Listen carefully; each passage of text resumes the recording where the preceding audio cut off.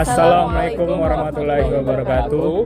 Salam, Om Swastiastu, Namo Buddhaya. salam kebajikan. Kami dari kelompok 4 ingin memperkenalkan diri. Nama saya Muhammad Haikal Rivaldo. Saya Faiz Najina Suloh. Saya Ajeng Dinda Wulansari. Di sini kelompok kami akan menjelaskan tentang laicite atau sekularisme dan juga isi dari wawancara dengan narasumber dan juga tanggapan dari kelompok kami.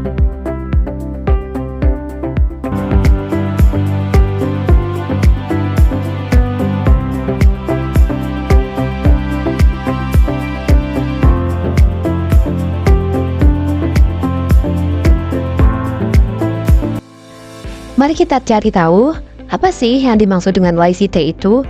Kok istilahnya asing ya? Laicite merupakan bahasa Prancis yang jika diterjemahkan ke bahasa Indonesia memiliki arti sekularisme. Laicite atau sekularisme adalah prinsip pemisahan agama dari urusan negara. Laicite adalah fondasi penting dari identitas nasional Prancis dan memengaruhi berbagai aspek kehidupan politik, sosial, dan budaya di negara tersebut. Bagaimana asal-usul laicite? Yang pertama adalah Revolusi Prancis pada tahun 1789. Konsep sekularisme mulai berkembang selama Revolusi Prancis, ketika negara mulai mengambil langkah-langkah untuk membatasi pengaruh gereja Katolik yang kuat. Pada tahun 1791 berakibat pertengkaran antara paham keagamaan. Konstitusi Prancis yang pertama kali menetapkan pemisahan antara gereja dan negara.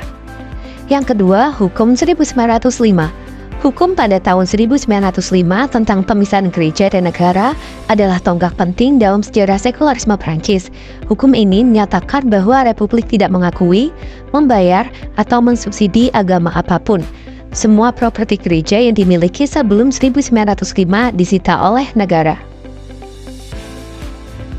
Yang ketiga, prinsip laicite. Laicite menjamin kebebasan beragama bagi individu sambil memastikan bahwa agama tidak campur tangan dalam urusan negara. Ini juga berarti bahwa negara tidak boleh mendiskriminasi atau memfavoritkan agama tertentu. Prinsip laicite Prancis menyebutkan bahwa negara bersikap netral terhadap agama apapun, sehingga identitas agama apapun tidak boleh ditunjukkan di ruang publik seperti hijab, cadar, atau kalung salib. Selain Prancis, beberapa negara juga menerapkan paham sekularisme, di antaranya Korea Selatan, India, Nigeria, dan Turki. Ada negara sekuler, ada pula negara agama. Lalu apa perbedaannya? Yang pertama, negara sekuler merupakan negara yang menerapkan konsep sekularisme, yaitu negara yang netral terhadap agama dan tidak mendukung orang beragama atau tidak beragama. Negara sekuler melindungi kebebasan beragama warganya, tidak melakukan diskriminasi, dan memisahkan urusan agama dengan pemerintahan. Yang kedua, negara agama. Negara agama juga disebut negara konfesional atau negara resmi, mencantumkan salah satu agama sebagai dasar konstitusi. Agama ini menjadi identitas dan falsafah utama di negara tersebut. Contohnya adalah negara Arab Saudi dan Israel. Lalu bagaimanakah bentuk sekularisme yang terjadi di tengah masyarakat, yakni dapat mencakup beberapa aspek. Yang pertama, ekonomi. Sekularisme berupa pemisahan agama dari praktik-praktik ekonomi negara. Yang kedua, media massa. Sekularisme ditandai dengan kebebasan tanpa batas dalam menyatakan pendapat di berbagai media manapun. Yang ketiga, politik. Sekularisme berupa pergerakan menuju pemisahan antara agama dan pemerintahan. Contohnya, menggantikan hukum keagamaan dengan hukum sipil. Selanjutnya, kelompok kami telah melakukan wawancara dengan narasumber dan mengajukan pertanyaan, apakah hukum agama di Indonesia memiliki kedudukannya lebih tinggi, lebih rendah, atau seimbang dibandingkan dengan hukum negara? Merujuk pada pertanyaan yang sebelumnya disampaikan, menurut sudut pandang saya, hukum agama dan hukum negara harusnya berjalan seimbang. Sebagaimana Pancasila sebagai ideologi negara yang mana menempatkan sila satu ketuhanan yang Maha Esa.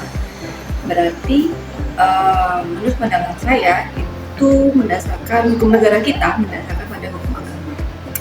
Lalu hukum agama yang dijadikan sebagai dasar hukum negara itu juga harus melihat kebiasaan-kebiasaan masyarakat, tidak boleh yang terlalu saklek, harus sesuai dengan keadaan dan kondisi masyarakat di Indonesia.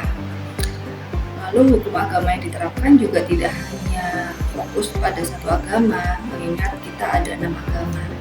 Jadi baiknya semua unsur itu masuk sebagai dasar hukum negara.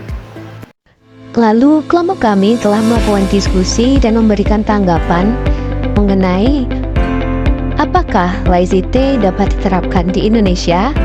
Apakah laicite bisa diterapkan di Indonesia? Kelompok kami berpendapat bahwa ideologi laicite tidak bisa diterapkan di Indonesia dengan berbagai alasan. Alasan yang pertama adalah di Indonesia, setiap warga negara diberikan hak kebebasan untuk memeluk agama masing-masing. Hak tersebut dijamin dalam Undang-Undang Dasar 1945 Negara Republik Indonesia, Pasal 29 Ayat 2 yang berbunyi, negara menjamin kemerdekaan setiap orang memeluk agamanya masing-masing dan untuk beribadah menurut agama dan kepercayaannya itu. Dengan keberagaman agama dan kepercayaan di Indonesia tersebut, maka berkembanglah Pancasila sebagai dasar negara dan ideologi bagi Indonesia yang memayungi seluruh agama dan kepercayaan di Indonesia. Pancasila merupakan dasar negara dan mencakupi berbagai nilai, termasuk ketuhanan, kemanusiaan, kesatuan, dan keadilan sosial. Meskipun Pancasila mengakui pentingnya agama, Indonesia juga mengedepankan prinsip toleransi antar umat beragama. Meskipun Pancasila sebagai dasar negara mengakui keberagaman agama dan menjamin kebebasan beragama, negara ini tetap memiliki elemen religius yang kuat dalam kehidupan publik dan politik. Kesimpulannya, kelompok kami berpendapat Indonesia tidak dapat menerapkan laicite atau sekularisme karena agama sendiri memiliki peranan yang penting di kehidupan berbangsa Indonesia. Contohnya adalah Indonesia mengakui 6 negara resmi dan banyak pula kebijakan-kebijakan yang dibuat dengan mempertimbangkan harmonisasi keberagaman agama dan budaya di Indonesia. Contoh lainnya, di Indonesia, hukum dan kebijakan sering dipengaruhi oleh nilai-nilai agama, terutama Islam, yang merupakan agama yang mayoritas. Beberapa daerah bahkan menerapkan hukum syariah dalam konteks tertentu. Sekian dari kelompok kami, kurang lebihnya mohon dimaafkan. Wassalamualaikum warahmatullahi wabarakatuh.